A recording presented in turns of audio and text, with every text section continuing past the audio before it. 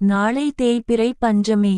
நம் வீட்டில் இருக்கும் பீடைகள் விலக, நம்மை பிடித்த நோய் நொடிகள் தீர, எதிரிகள் தொல்லையில் இருந்து விடுபட வாராகி அம்மன் வழிபாட்டை எப்படி செய்வது?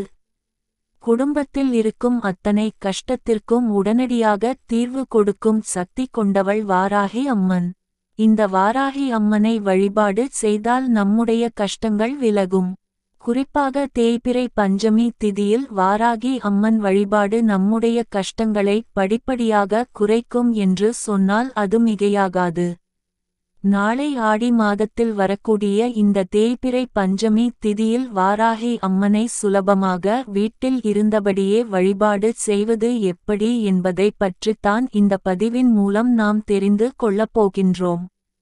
உங்களுக்கு கடன் பிரச்சனை இருந்தாலும் சரி, உடலில் தீராத நோய் பிரச்சனை இருந்தாலும் சரி, மன கஷ்டம் பண கஷ்டம் இருந்தாலும் சரி, எதிரிகளால் வாழ்க்கையில் முன்னேற்ற தடை இருந்தாலும் சரி, நாளை வாராகி அம்மன் வழிபாடு உங்களுக்கு விமோசனத்தை தேடித்தரும்.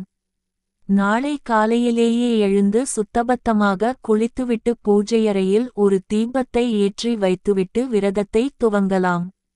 உங்களுடைய உடல் நிலையை பொறுத்து பால் பழம் சாப்பிட்டு விரதம் இருக்கலாம். அப்படி இல்லை என்றால் எதுவுமே சாப்பிடாமல் விரதம் இருக்கலாம். முடியாதவர்கள் 3 வேளை உணவு சாப்பிட்டு விரதம் இருப்பதிலும் தவறு கிடையாது. வாராகி அம்மன் வழிபாடு என்றால் அதற்கு உகந்த நேரம் மாலை நேரம். ஆகவே மாலை 6 மணிக்கு மேல் உங்களுடைய வீட்டில் இந்த வாராகி அம்மன் பூஜையை தொடர வேண்டும். பெரும்பாலும் எல்லோரது வீட்டிலும் வாராகி அம்மனின் திருவுருவ படம் இருக்காது. அதனால் எந்த பிரச்சினையும் இல்லை. திருவுருவப்படம் இல்லாதவர்கள் வாராகி அம்மனை நினைத்து வீட்டில் இருக்கும் வேறு ஏதாவது ஒரு அம்மனின் படத்திற்கு சிவப்பு நிற மலர்களை சூட்டலாம். உருவப்படம் இருந்தால் அந்த அம்மனுக்கு சிவப்பு நிற அரளி மலர்களை சாத்தி பூஜையறையில் தீபத்தினை வாராகி அம்மனை நினைத்து ஏற்ற வேண்டும். வாராகி அம்மனுக்கு உங்களால் முடிந்த நிவேதனத்தை செய்து வைக்கலாம். நிவேதனம் செய்ய முடியாதவர்கள் 2 வாழைப்பழங்கள் இருந்தால் கூட அதை வாராகி அம்மனுக்கு நிவேதனமாக வைக்கலாம். அடுத்தபடியாக பூஜை அறையில் அமர்ந்து வராகி அம்மனுக்கு உகந்த மந்திரத்தை உச்சரிக்க வேண்டும்.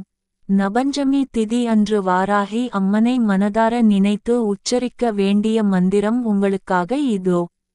ஓம் சியாமளாயை வித்மஹே ஹலஹஸ்தாயை தீமஹி தன்னோ வாராகி பிரசோதயாத்.